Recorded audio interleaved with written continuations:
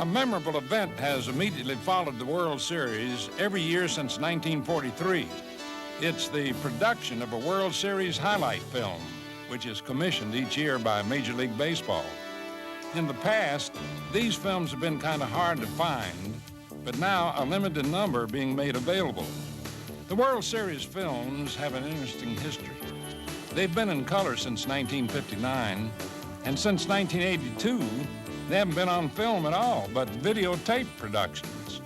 Beginning in 1969, they've contained material not seen on television, including, in some films, exclusive interviews, sound from wireless microphones, and camera angles not seen on the TV coverage.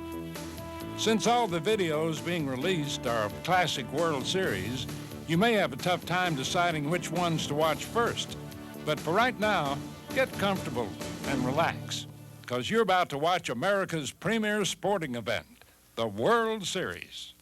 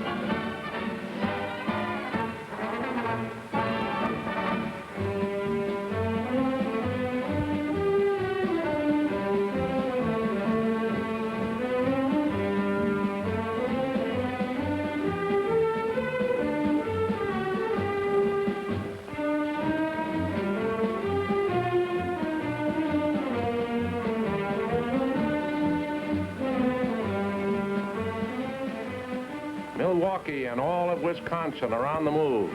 Every wheel that can turn seems to be rolling toward County Stadium. It's World Series time, and their baseball heroes, the Milwaukee Braves, are matched a second consecutive year against the New York Yankees for the baseball championship of the world. There is a holiday atmosphere about it all, free and easy laughter and good fellowship. And it's a picnic inside the stadium, too, for this little fellow. Hosts for the opening of this World Series are the three top officials of the Braves. These are the men who have built the Braves into a championship team. President Joe Carnes, owner Lou Perini, and General Manager John Quinn. Casey Stengel and Fred Haney, two of the game's veteran pilots, are pitted against each other again. Whitey Ford of the Yankees and Warren Spahn of the Braves win the distinction of being named the opening game pitchers. As game time approaches, they take their warm-ups. Not an inch of space will be available in this bright, compactly built stadium in which the Braves have set so many attendance records since they moved to Milwaukee in 1953, and then rewarded their enthusiastic supporters with a World Championship in 1957. The umpires reach the plate for their huddle with the managers. The Marine Color Guard swings onto the field for the flag-raising ceremonies. They march on to center field, where the colors are raised under bright blue skies to the strains of the national anthem.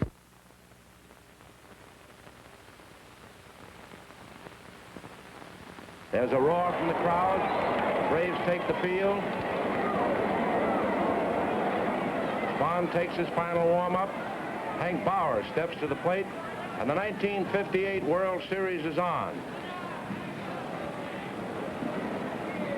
Bauer bounces a single to left, and it extends his World Series hitting record to 15 consecutive games.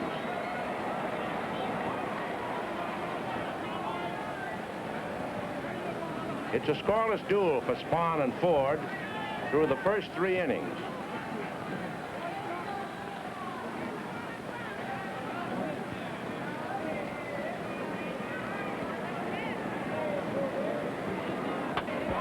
With 2 out in the Yankee fourth, Bill Skowron smashes a home run over the left field fence near the foul pole.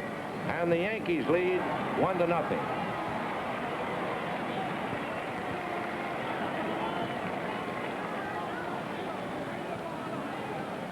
In the Milwaukee fourth, with Hank Aaron on third and 2 out,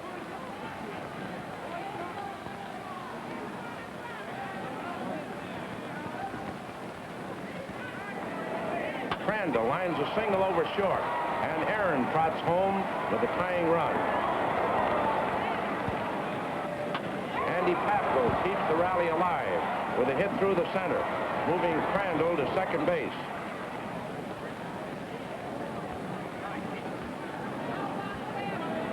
Then Spahn singles sharply, and Crandall scores. The Braves are out in front, 2-1.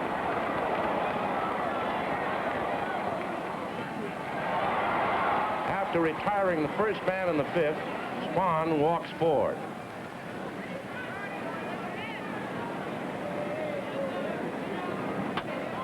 Bauer blasts one into the left field bleachers, scoring 4 ahead of him. And now the Yankees are back on top, 3-2.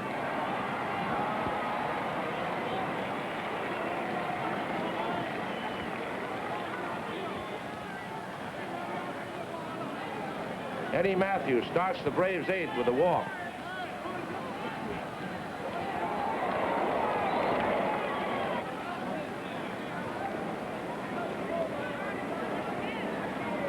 Hank Aaron lashes a double off the right field fence as Bauer narrowly misses the ball. Matthews stopping at third.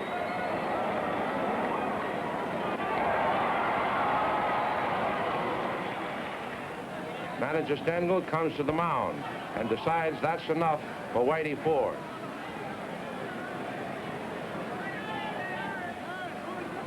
He calls in Ryan Dern, his fireballing relief ace.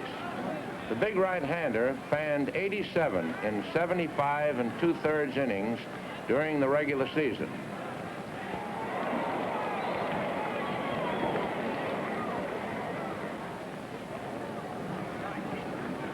Joe Adcock is first to face him, and he strikes out.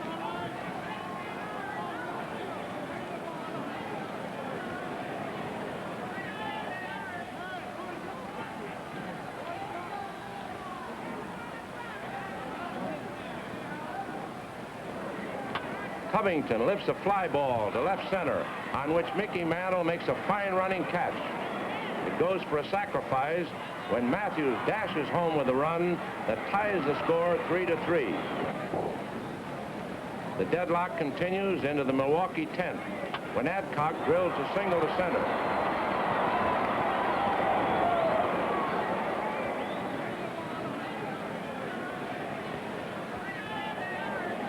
Covington sends Howard back to the fence for his long drive.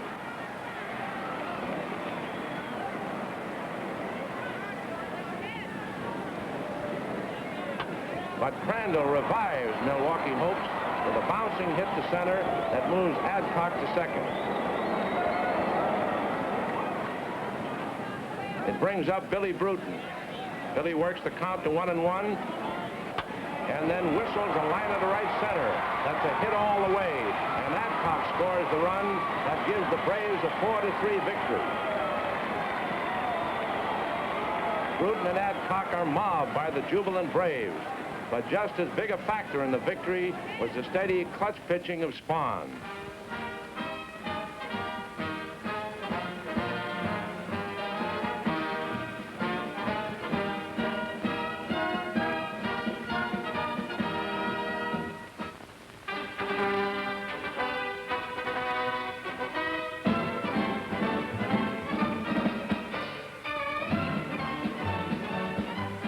As the series moves into the second game, Casey and Mrs. Stengel enjoy a few gay moments together.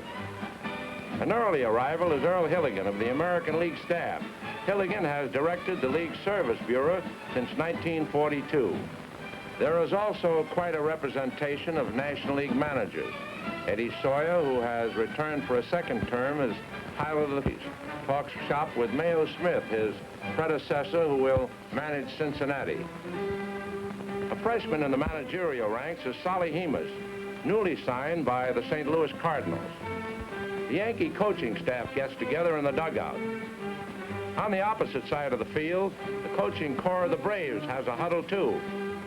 Pitching today is Lou Burdett, hero of last year's series, by vanquishing the Yankees 3 times and a 20-game winner this season. And Bob Turley of the Yankees, the American League's biggest winner this year with 21 victories. With the Yankees leading 1-0 in the first inning, Billy Bruton slams a home run into the right field bleachers that quickly ties the score at 1-1.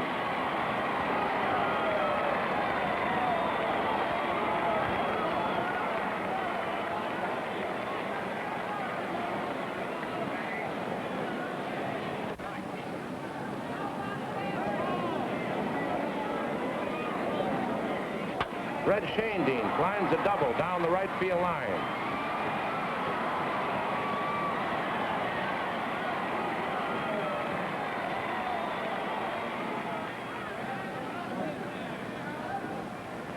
With 1 out, Hank Aaron walks. Wes Covington slashes a single past McDougal, and Shandine scores to send the Braves into the lead. Manager Stengel removes Turley and brings Duke Maz in from the bullpen.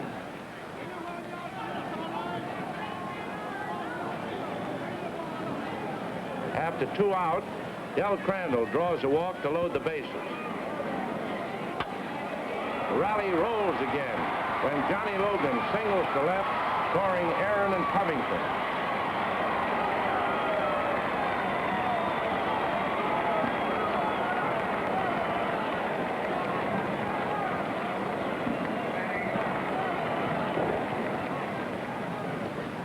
This brings Burdett to the plate to complete the round of the batting order.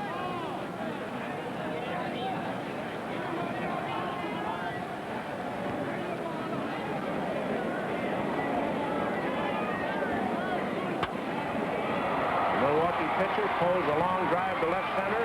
Howard goes back, but it's a home run.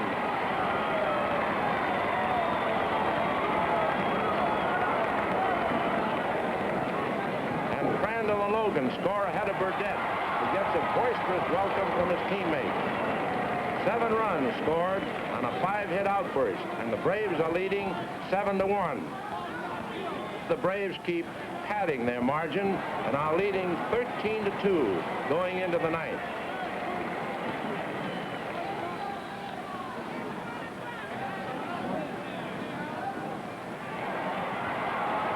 When Bobby Richardson is thrown out by Crandall for the final out in a 13-5 triumph, it gives the Braves a big 2-0 lead in the series. It was Burdett's 4th consecutive victory over the Yankees.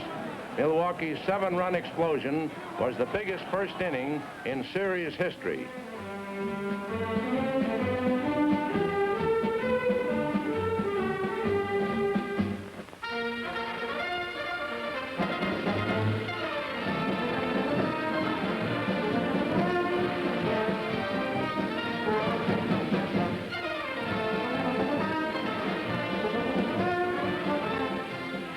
And now for the 3rd game. It's on to New York in Yankee Stadium, the huge triple-deck structure that to the modern generation is synonymous with World Series play.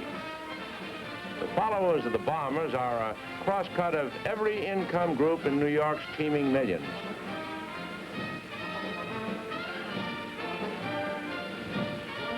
This is the house that Ruth built. It was opened 35 years ago when the Babe bestrode the baseball world, and it stands today as a memorial not only to him, but also to Lou Gehrig, Bill Dickey, Joe DiMaggio, and all the other great Yankees who were the heroic figures in the long line of championships. President Warren Giles of the National League and President Will Harris of the American League forget their rivalry for a few moments and indulge in friendly conversation. Owner Horace Stoneham of the San Francisco club, whose Giants used to play only a few blocks away at the Polo Grounds, is present with Secretary Eddie Branick. Owner Lou Perini of the Braves and Mrs. Perini are pleased over the quick 2-0 lead Milwaukee has taken in the series. While the Braves are taking their workout, manager Fred Haney visits with his wife and their 2 grandsons. Haney has picked Bob Rush as his starting pitcher in the 3rd game. Facing Rush will be Don Larson, who hurled the only perfect game in series history. Just as the game gets underway, Roy Campanella, the great Dodger catcher, paralyzed in an auto accident last January, arrives at the stadium. There is a burst of applause from the crowd of 71,599 as the fans discover that Campanella is being carried into the ballpark. It is a salute to his great courage. Rush and Larson are locked in a scoreless duel for 4 innings.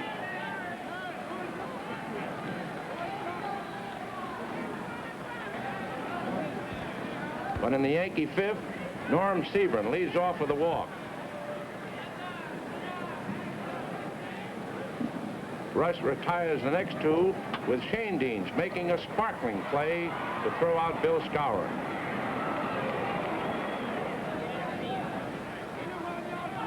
With Sebring on second, McDougald is intentionally passed to bring up Larson. But Rush can't find the plate and also walks Larson to fill the bases.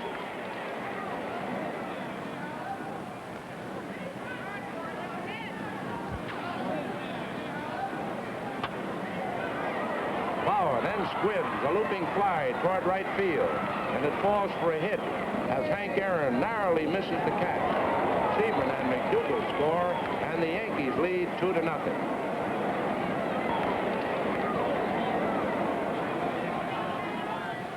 With Don McMahon pitching in the Yankee 7th and 1 out, Enos Slaughter walks. Then Bauer hammers a homer into the left field seat, scoring Slaughter ahead of him. It's Hank's 3rd in as many games, and the Bombers extend their lead to 4-0.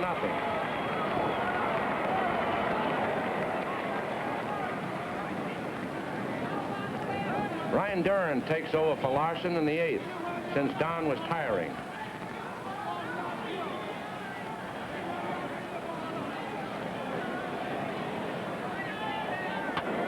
In the Milwaukee 9th, Billy Bruton grounds into a double play, and the Yankees' 4-0 victory is secure. It cuts Milwaukee series edge down to 2-1, and Hank Bauer shares the day's honors with Larson and Duran.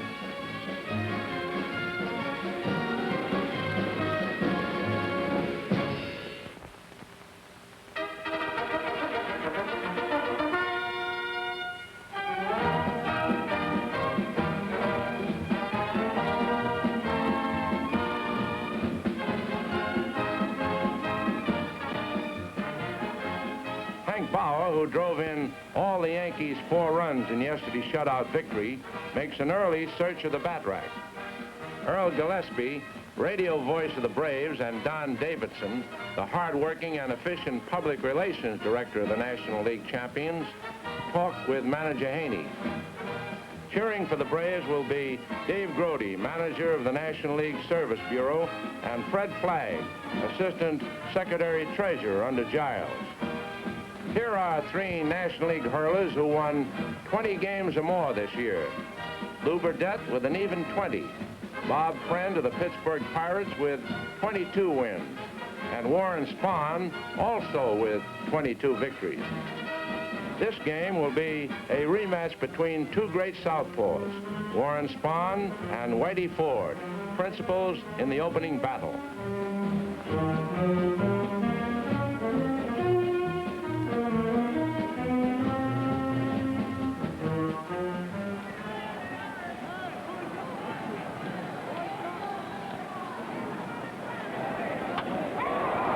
Scoreless game as Mickey Mantle triples with 1 out in the 4th inning.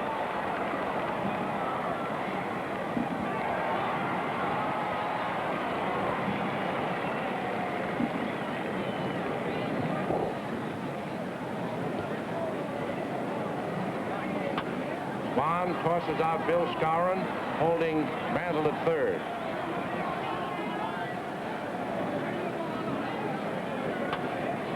Yogi Berra lines one toward right, but Shane Deans knocks it down with a tremendous leaping effort, and Berra's out on the great play.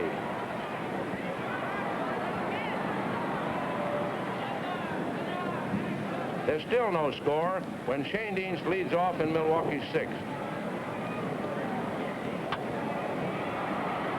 Seaburn moves for Red's fly, but loses the ball in the sun, and it's a triple.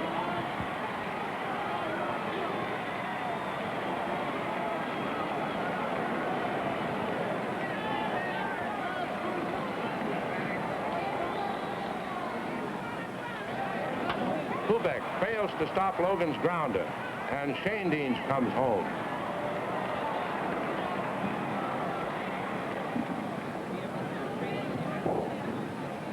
With Crandall on first and one out,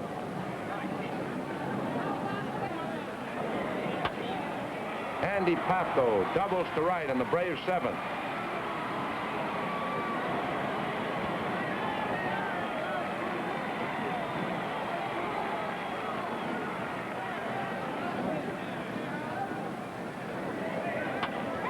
Spahn singles to left, and Crandall scores to make it 2-0.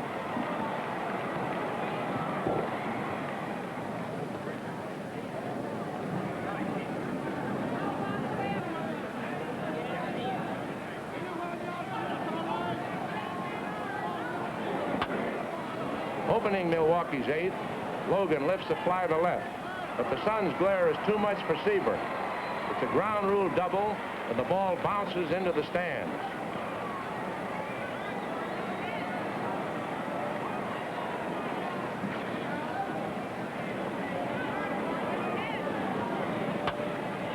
Eddie Matthews doubles off the right center wall, scoring Logan, and the Braves lead 3-0. Stengel calls in Johnny Crooks to replace Ford. He stops the rally.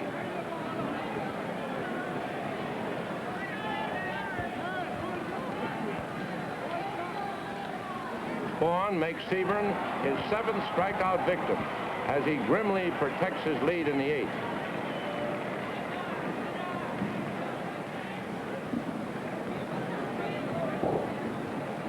After two Yankees are out in the ninth, Mantle's grounder goes to Logan, and Spahn has an impressive 3-0 two-hit victory. The Braves are only one game away from a second consecutive World Championship. Spahn's two-hitter is only the 11th one pitched in series history.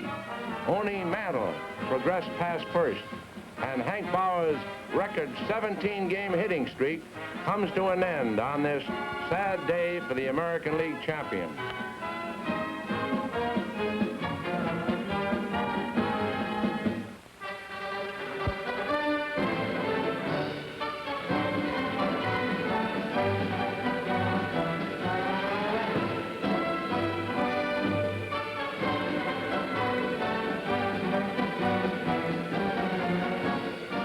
Yankee Stadium before the fifth game of the World Series. The communications media, the nation's crack sports reporters, motion picture cameramen, television, radio and newspaper photographers are here to herald the news for countless millions. Lou Burdett will try to apply the clincher for the Braves. It's Bob Turley for the backs-to-the-wall Yankees.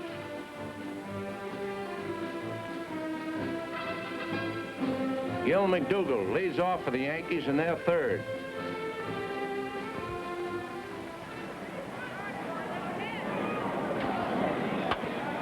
And there it goes. The ball bounces off the foul line screen in left field for a home run and a 1-0 lead.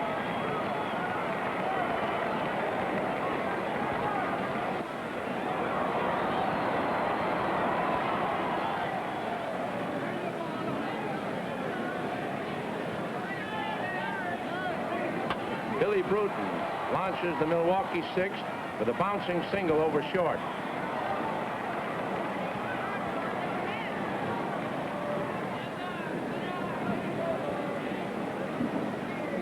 Shane Dean lifts a short fly to left. Elston Howard makes a spectacular spectacular diving catch.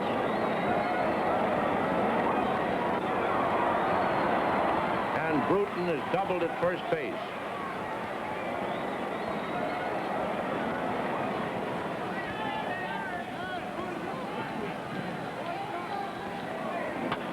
It's still 1-0 when Bauer leads off in the Yankee sixth with a single past third. With one out, Mantle singles to left center, sending Bauer speeding into third.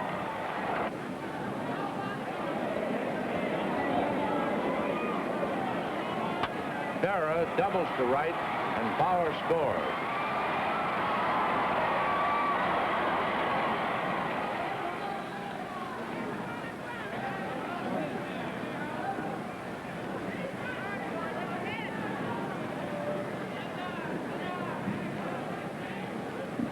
After Howard is intentionally walked, filling the bases, Skowron singles to right on the first pitch. Mantle comes across the plate, which makes it 3-0, and the bases are still loaded. Juan Pizarro, 21-year-old left-hander, replaces Burdette.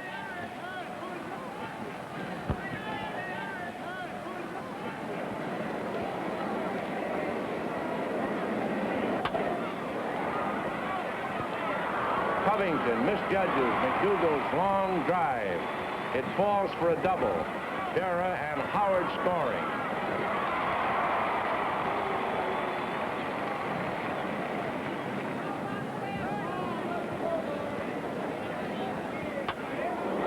Two more runs cross the plate when Turley singles. Yankees 7, Braves nothing.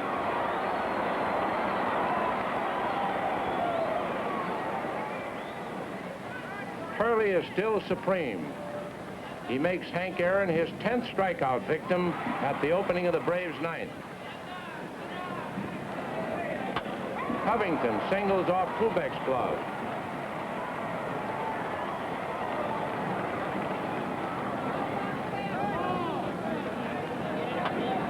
Frank Torrey pops to McDougall.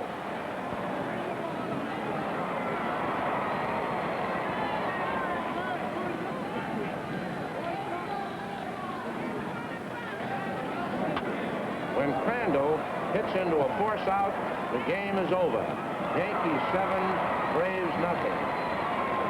Bob Turley joins Walter Johnson as the only pitcher to twice fan 10 or more batters in a World Series game. So it's back to Milwaukee for the finish, with the Yankees now trailing in the series 3-2.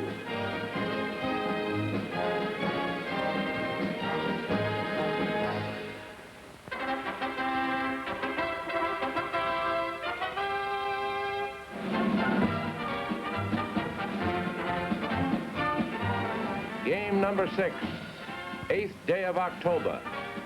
The World Series has come back to Milwaukee.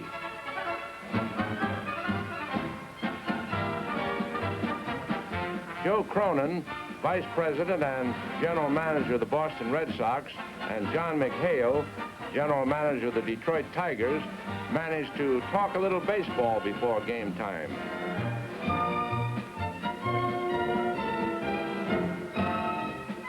Warren Spahn, who twice has beaten the Yankees, will try to apply the finisher. His opponent, Whitey Ford.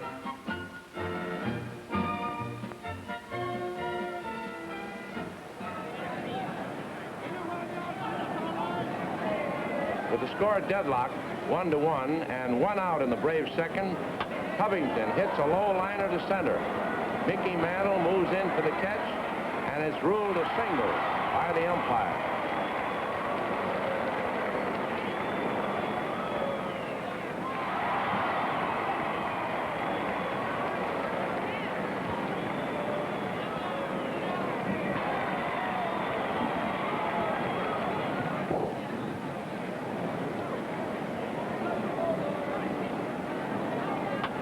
Andy Pafko singles to right on the first pitch, and Covington reaches third.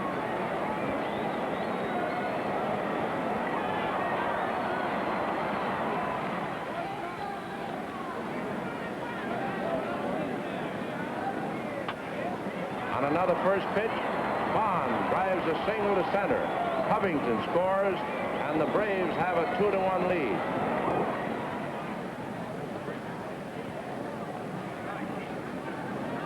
After Shane Deans walks to fill the bases, Art Ditmar replaces Ford.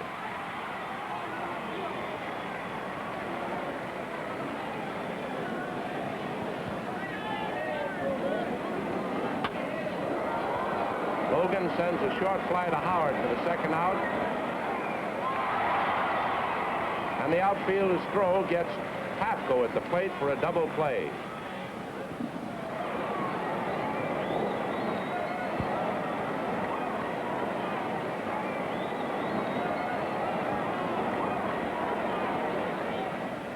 It's still 2-1 for the Braves when Mantle lines a single over short at the start of the Yankee sixth.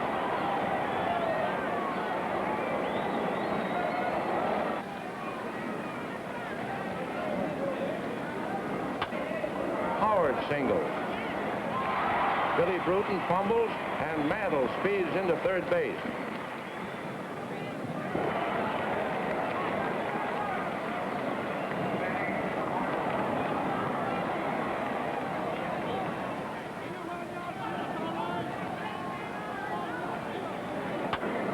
Mickey scores the tying run when Berra lifts a sacrifice fly to Bruton.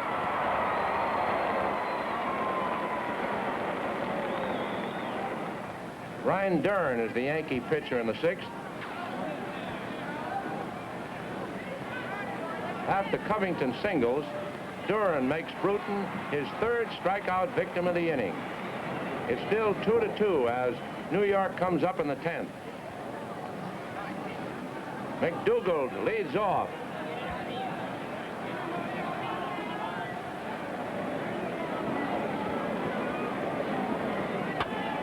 This drive lands in the left field bleachers, and the home run is a stunning blow to the home fans.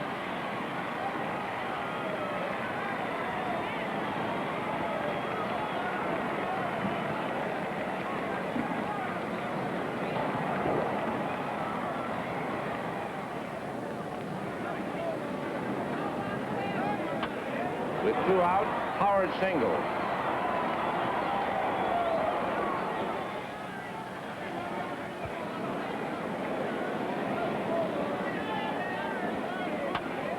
Berra punches a hit to right, and Howard takes third.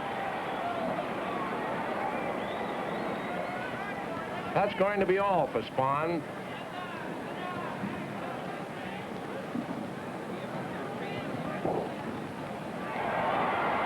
The crowd gives him a standing ovation, a deserved tribute to the veteran who, after winning the opener on this field, flanked the American Leaguers with a 2-hitter in New York.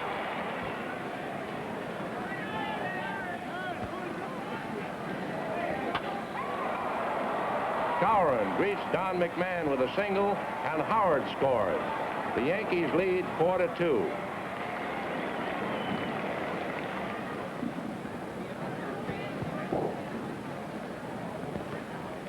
Logan draws a pass with 1 away in Milwaukee's 10th.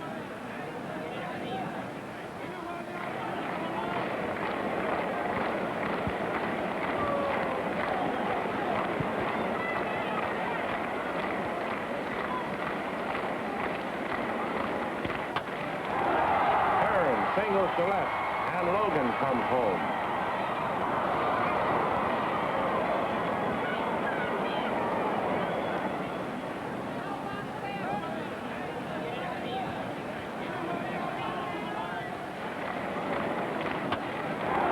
Joe Adcock singles to center, and Aaron races to third.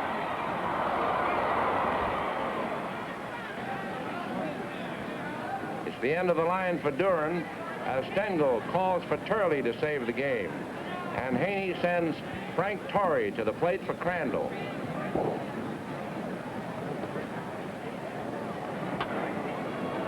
McDougald moves back for Torrey's fly.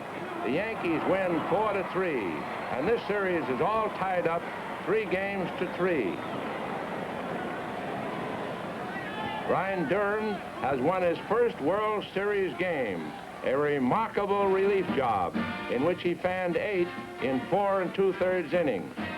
Yogi Berra's 59th and 60th hits established a new World Series record. Stout-hearted Warren Spahn just missed in his bid for a 3rd series victory. In 9 seasons, he has won 20 or more games, an all-time record for southpaws.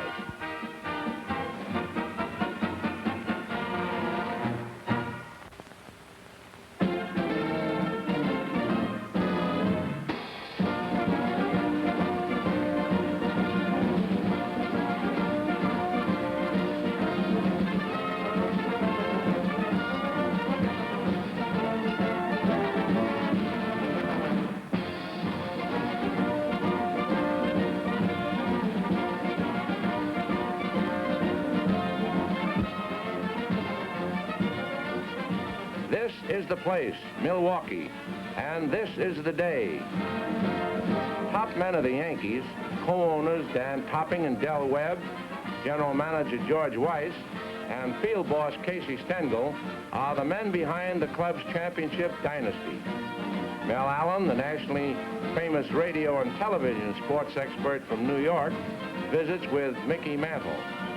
Jocko Conlon, capable veteran National League umpire, is a series regular, this time as a spectator. Lou Burdett and Don Larson carry the hopes of their teammates for victory today. With the Yankees leading 2-1, a Milwaukee rally finishes Larson in the 3rd.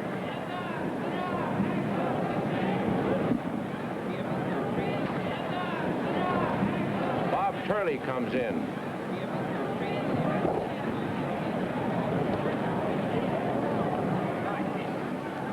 With the bases filled and 2 out, he deflects Crandall's liner, and McDougall throws him out to end the scoreless inning.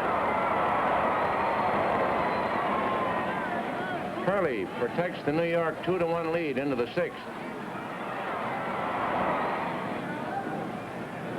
With 2 out, Crandall slams his first pitch over the left field screen to tie the score.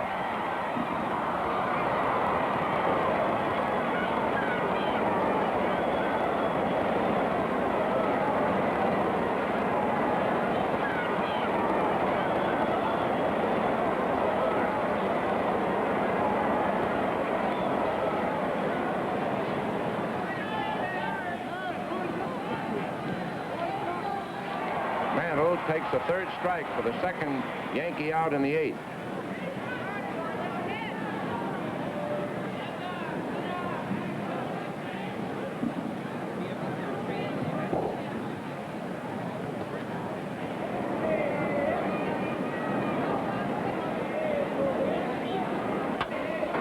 But Berra doubles against the right field wall.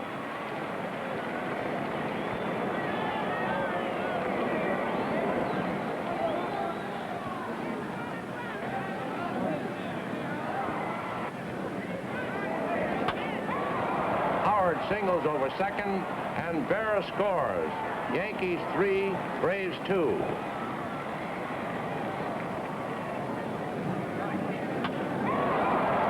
Andy Carey singles off Matthews' glove, and Howard pulls up at 2nd.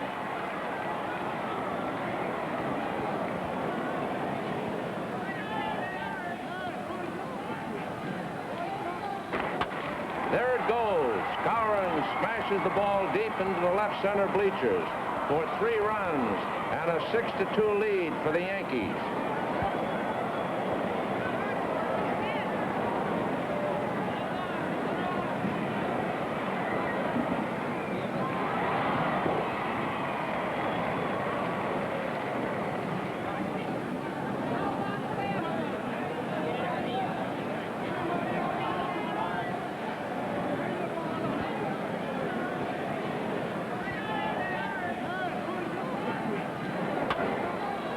It's another great play by McDougall as Gill tosses out Torrey in Milwaukee's 8th.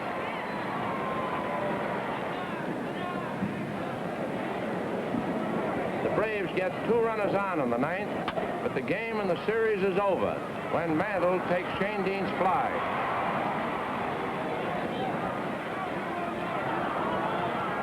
really finishes a superlative job to play a part in each of these 3 Yankee victories in a row.